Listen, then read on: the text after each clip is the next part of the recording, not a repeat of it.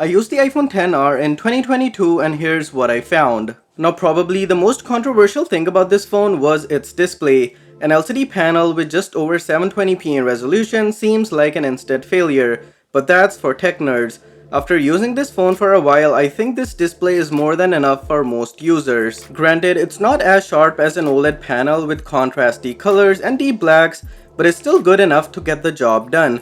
It's also decently bright for some sunny Canadian days.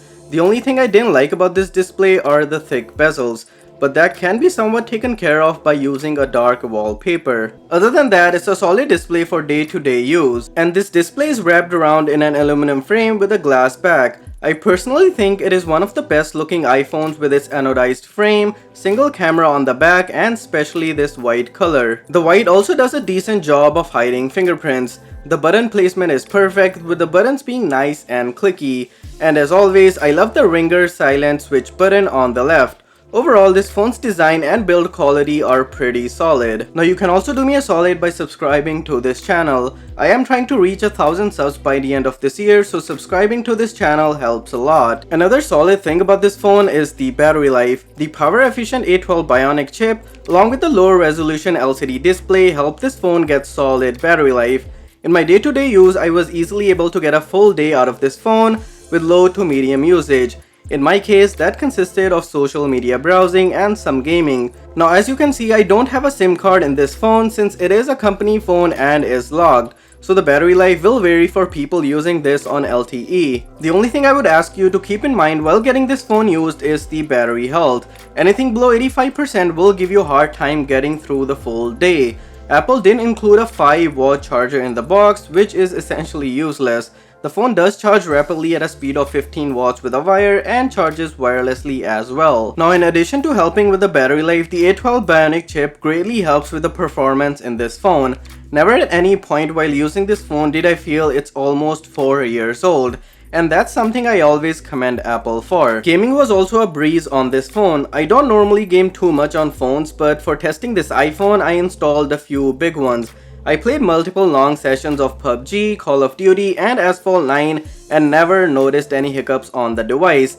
I played PUBG on the highest possible settings and the game still ran really smoothly. Suffice to say, if you are getting this phone for gaming, you won't be disappointed.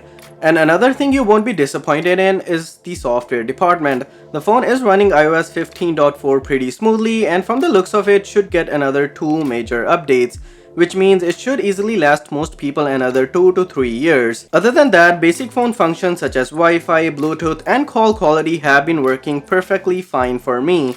The speakers on this phone are also pretty good. You know what else is good about this phone? It's the cameras. The phone features a single rear-facing camera which is exactly similar to that of the iPhone XS and a front selfie shooter. Even after 4 years of release, this phone can take some really good shots. I took it out to a park near Lake Ontario to really test it out, and I've been really pleased with the results of this camera setup. The shots taken with this phone have great color accuracy, good dynamic range, and contrast. Apple also did a Google Pixel with this phone by including a portrait mode with a single lens, and it seems to work really well on this phone. One feature that people might miss is night mode. Personally, I don't use night mode that much, but for some people that might be a huge deal. The front selfie camera can take some really good shots as well. Like the rear camera, portrait mode is also supported on the front camera. Video quality on this phone is also really good. The phone can shoot up to 4K 60 with the rear camera, but only 1080p with the front camera. As is with the photo quality, the video on this phone is also great, with good dynamic range, accurate colors, and contrast. For a 4-year-old iPhone, this phone still takes some really decent shots.